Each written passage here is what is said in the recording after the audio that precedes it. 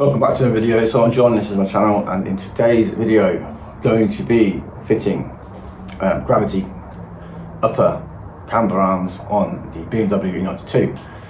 Now if you have any issues, I'm having issue in getting the camber out. There's a lot of camber and it's wearing inside the tyres out, things like that, but it could be a toe issue. I mean, I've spent hundreds on having the car realigned and tracked and all of that, and I've changed the entire suspension. If you watch the videos, you know I've done a full coilover system. I've changed all the arms, bushings, and I've even raised the height of the car up, giving less camber, and it still hasn't solved the issue. So instead of constantly buying new tyres all the time, I've spent money on upper camber arms, and I'm going to change them today. Put one on today on the bad side to get that camber in, and I'll keep one for a spare, and then when I take the brand new arm off, I have a spare for the other side, because there's nothing wrong with the other side.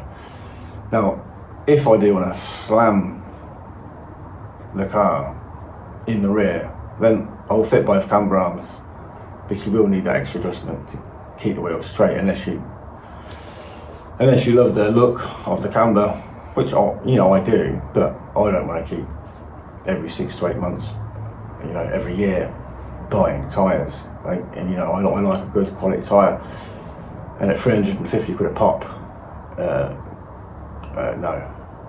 I'm just gonna keep the camber as it's supposed to be. It still looks pretty cool because it's almost 2 degrees, 1.8, between 1.5 and 1.8 degree.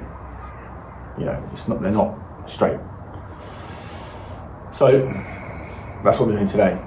I'm gonna, rightly or wrongly, I don't know the whole process, but I'm gonna take, as the car sits on the ground, I'm gonna take the camber. I mean, ideally you want the ground perfectly level. We're not on level ground, but we're gonna take the camber, see what it is, put the car back down after the job and check it, see what the difference is. But I'm going to jack the car up, get the suspension to ride height, zero out our camber tool, put the new arm on, make sure we have the exact same readings. So put the suspension exactly back how it was, and then I'm just going to take out about half a degree of camber. That's all it is, about half a degree out. But I do have some paperwork saying that at one point the camber was almost 3 degrees, so that's almost double what it should be. So now we have full adjustability of that camber, upper and lower. Let's get into this video, let's get the arm changed, and take you through the process of how I am adjusting this camber. So I have a problem with our camber on the rear. This is what the diagnostic was. This is the most recent one. This is when I took it in. It's saying 2165 and the other side is 1.43. They managed to adjust it to 2.36, and the other side is a 1.83. You can see here that we've had this is when I brought the car, 2.29. This was 2 weeks ago, 1.8. So they adjusted it to 2.16. The other side's 1.7, and down here is 1.74, which so we're going to go from this one. So if we move this half a degree, we should get 1.8. And I'll bring in what Quick Fit saying. They're saying it should be 1.3. The other side is 241, and they adjusted it to 219. So 216, 219. But anyway, we're going to try and bring this one here 2.36 into 1.8, so we have matching sides. So without further ado, let's crack on. Let's get on with the job. To start, what I've done is zero out the camber tool on a nice horizontal surface, a vertical surface, giving us a 0 degree horizontal plane to go off. You'll need to check your ride height of your vehicle before jacking up the car as it's sitting, and mark where your ride height is. I've done that, and I am now going to jack up the hub to the ride height that it was, and zero out the tool again. Unfortunately, on this tool, because the car is jacked up and the angle is so aggressive, I can't quite get zero. So I'm going to set the tool to 2.5 degrees, and that's exactly where the toe is. I'll insert a clip of where the camber is sitting, and it is around 2.3, between 2.3 and 2.6, so that's spot on.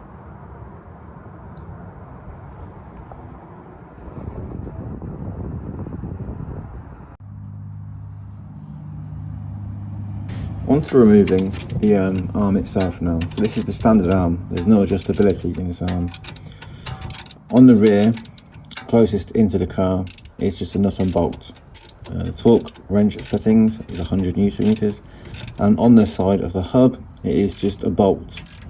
So you remove the bolt and the arm should become free after removing the ABS wiring.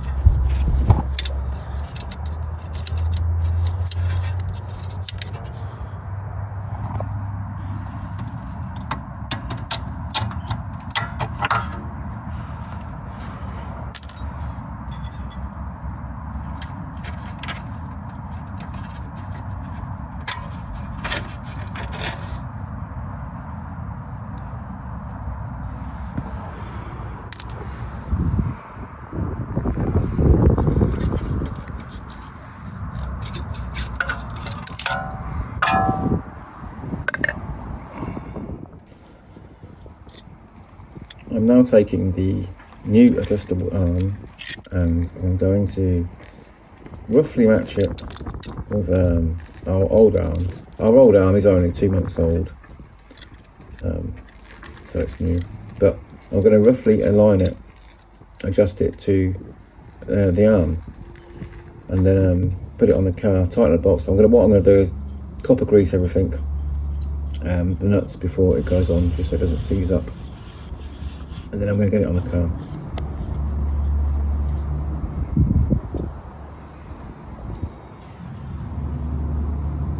When you come to install your new arm, there is a beveled edge or a chamfered edge, whatever you like to call it, that goes into the hub, and the 2 flat ends go on the subframe where you bolt a nut. So just make sure you've got the orientation right, and the beveled edge goes into the hub. There is a cutout for it to fit into. Once you've done that, you're going to torque up the bolt, so it's 100 Newton meters plus 25 degrees for the hub end, and inside on the subframe end it is 100 Newton meters.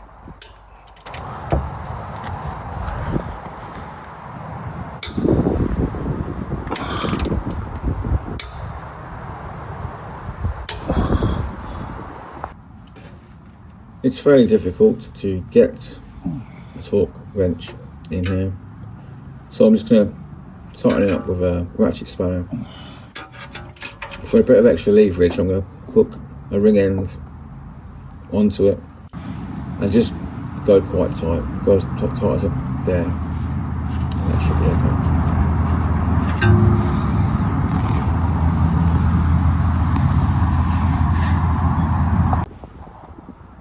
Now, with our new arm on, we did try zeroing out our camber tool.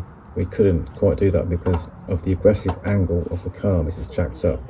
So I'm going to set the tool back to 2.5 degrees of negative camber.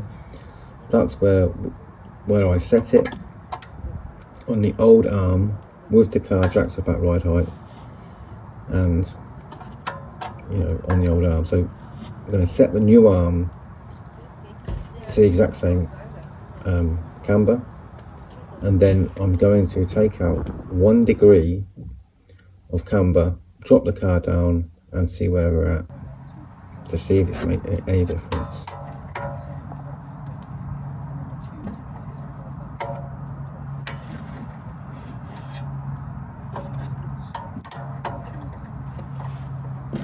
In order to adjust the camber, we need to rotate the arm.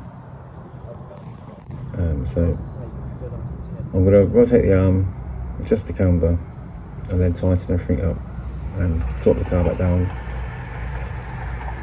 and then make sure everything is back as it was before we came in and changed everything, apart from obviously the camber. That's going to be changed by hopefully a minimum of half a degree.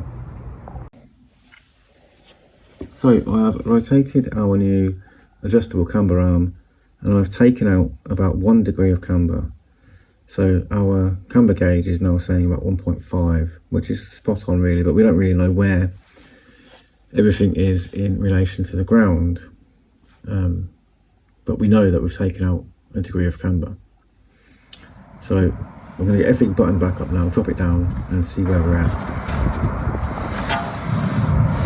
Well, we're back on the ground now. I'll put the camera tool back on. The car is in the exact same position. I have driven the car backwards and forwards, and it said 3 degrees of negative camber. I was hoping to take out a minimum of half a degree, and we've done exactly that. It's saying 2.5, probably just under 2.5 degrees of negative camber. So absolute brilliant result. So this is going to be the end of the video, guys. Girls, YouTubers, don't forget to like, subscribe, comment, share, all that good stuff. And hopefully I'll catch you again in the next one. But so absolutely chuffed to bits with that. Perfect.